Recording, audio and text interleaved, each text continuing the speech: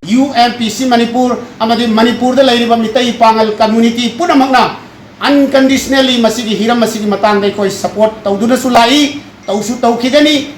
BJP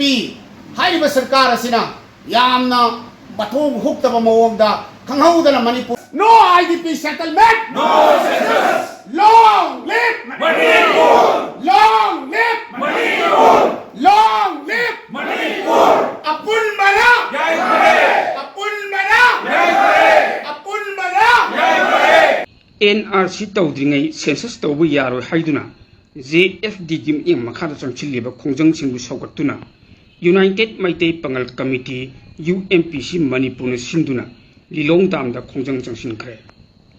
khongjang aduda NRC update tawrabo matungda census tawudabani no NRC no census IDP sing masa masagi mayum singda hanjindri phawba census tawbu yaroi haibi yauna tongan tongan bo kholau kaya lauduna chief minister gi pun chingsin ke khongjang aduga mari leinana United Maitai Pangal Committee UMPC Manipur gi General Secretary Rais Ahmad Tampakna phongdokhibada lamdam masida NRC tawdringai census tawbu yaroi haidun changchiliba khongjang singda miyamna sagat piyo hiram masigi matangda Manipur gi chief minister amadi mari leinaba authority na akhanaba midyang changduna miyam gi iul khangna thabuk tawbiyo haibi yauna tongan tongan wafam kaya phongdoktuna miyam bu tahanke yai faraba adugumba numit asigi khudong chaba laujaraga United Mitai Pangal Committee Manipur samna UMPC Manipur na Lilong Dam di regulator Lilong Dam da hojik Manipur da khwaidagi yamna maru oiba amadi labdam masida laiminariba yelhau furup singi khwaidagi hena maru oiba adugumba issue ama oiriba no NRC no census haibagi yamna chawba Manipur gi yumthong khudingmak mapung oina tampakta amadi chingi mafam kaya da sangsaliba khongjan asigi saruk ama oina ngasi aikoi UMPC gi aikoi gi maruiba thomi singa loina na NRC asigi chapchaba lebak miyamda aikoi thamjari hauji mapung oina issue asibu mamai laibiriba just and fair delimitation miyamna JFD haina khangnaba hairiba committee asi haukiba chahi 2025 ki April thada semkhiba adugumba committee ama khakni hairiba committee si hek semba numittagina ngasi phawbada United Mitai Pangal Committee Manipur yamna sagonaraga issue asigi matangda thengkhang kayarakta academic discourse tongan ba awareness camp camera meetings tongan ba mafam kaya da satane koi saruk yadana laksakhi adubo hauji ikui dana haukiba August ki tang taraga taretagi India government na India punamaki waina census self enumeration taunana bagi damakta census tawgani haina ikoi gi house listing gi thabuk chathagani haina hairakpa masimak Manipur gi oina di yamna ngaktaba ngamde maramdi ngasidagi chahi cha kaya dagi maru oina 1951 da base year oiraga NRC tawgadabani haina thengkhang kayarakta Manipur gi praja singna tanaduna masigi demand ase phangdaba yade go back foreigner tongan ba issue kayada liklam line sa tharpa dugumba issue amakhakni aikoi gi hojik JFD na samsaliba adugumba khongjanagas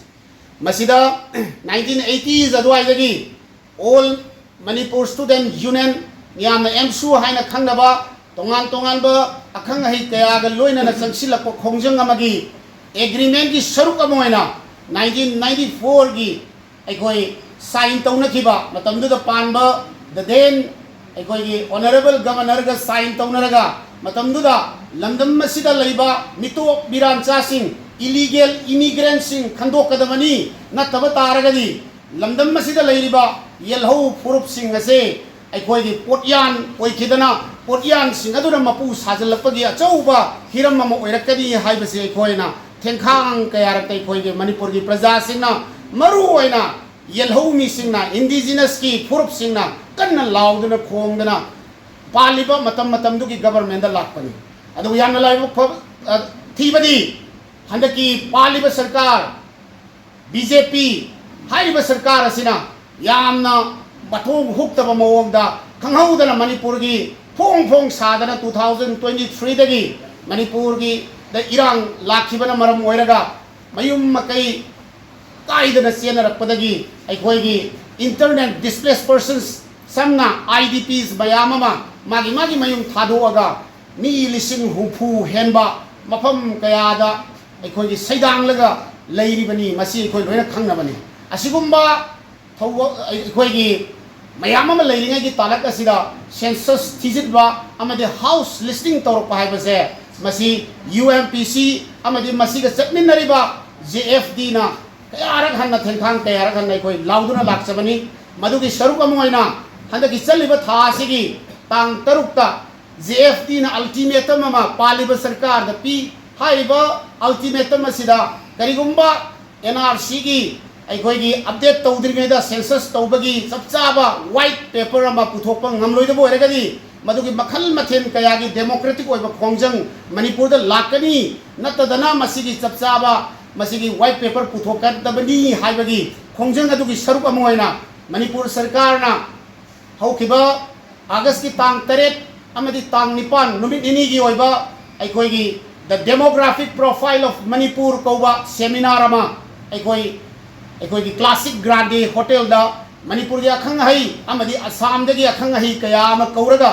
NRC करमना तौगदगे मसिगी सिगी technicalities कबाइना तौगनी अदुगा census असी करम मवोंगदा अखोइ येथोकपा याय India की constitution ना India की law ना करम provision सिंग दा हाइबा area अदुदा मदुइदु अखोइ census असी येथोकपा याय हाइबना चिंगबा सिंगे ओइबा टेक्निकल ओइबा मीटिंग यामना कुपना खनर मतुंगदा अनि सुबा नुमिता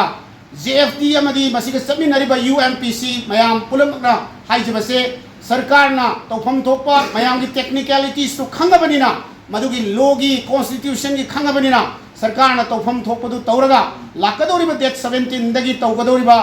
सेल्फ एनुमरेशन हाउस लिस्टिंग की ओइबा सेंसस असी मसि थिंगदबनी येथोकदबनी अहानबदा NRC अपडेट तौगदबनी NRC सी 1951 दा बेस ईयर ओइगदबनी हाइबा खोंजंग असी ngasi सु संगसिनदुना लाई मरम अदुना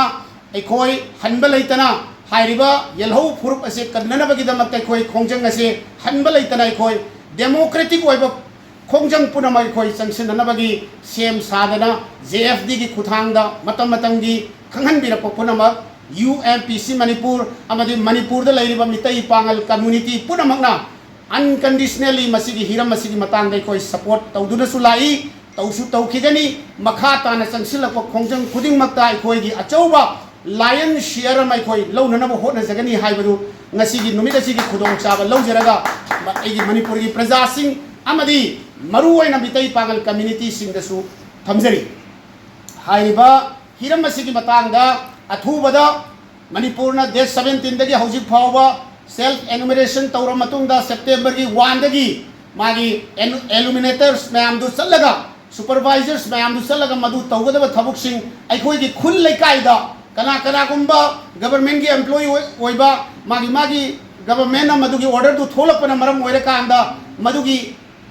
चटनिंगबा ट्रेनिंग यावनिंगबा मदुगी अखोइ की सेंसस असी यावनिंगबा कना गुम्बा नत्रगसु सरकार की कंपल्सन ना यावगे खनब तारगदी नहाक नसासु लमदम मसिगी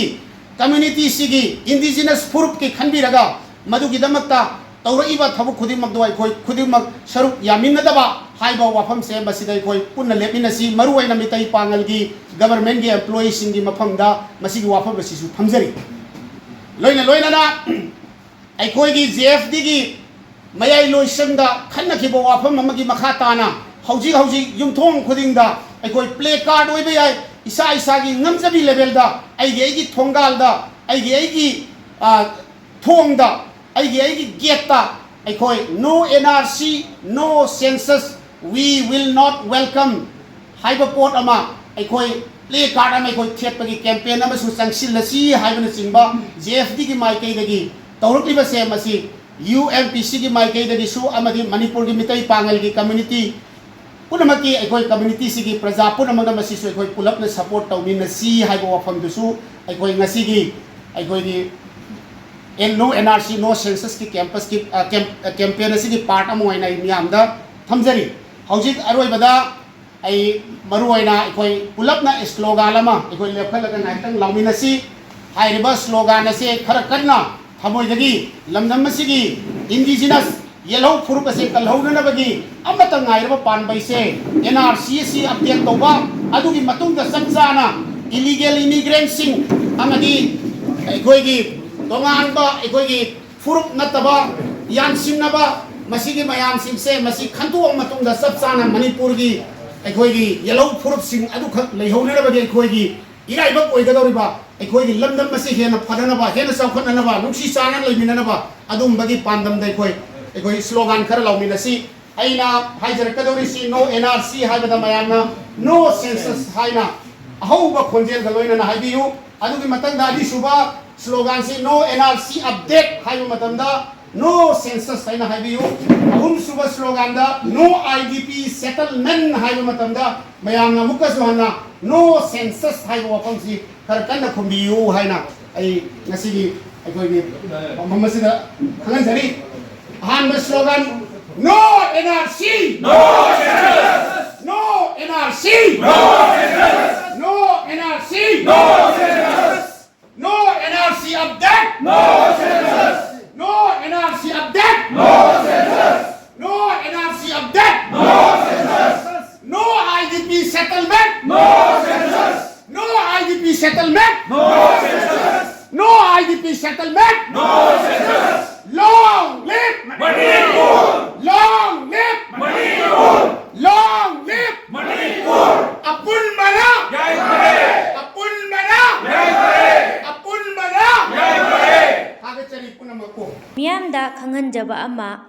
इपेक टीवी न्यूज चैनल असिदा तोवान तोवान हिरम सिंगी मतांगदा एडवर्टाइज तौबिनिंगबा मियोय सिंगी ओइना यामना चाउन ऑफर पिजरी मरम अदुना एडवर्टाइज तौबिनिंगबा मियोय सिंगना ऑफर असिगी खुदोंचाबा लौबियु हिरम असिगी मतांगदा अपाम्बा मियोय सिंगना मोबाइल नंबर 9366127201 दा कॉल तौबिरक्लगा खुदोंचाबा असि लौबियु हाइना इपेक टीवी न्यूज की माइकैदगी मियामदा अपील तौजरी।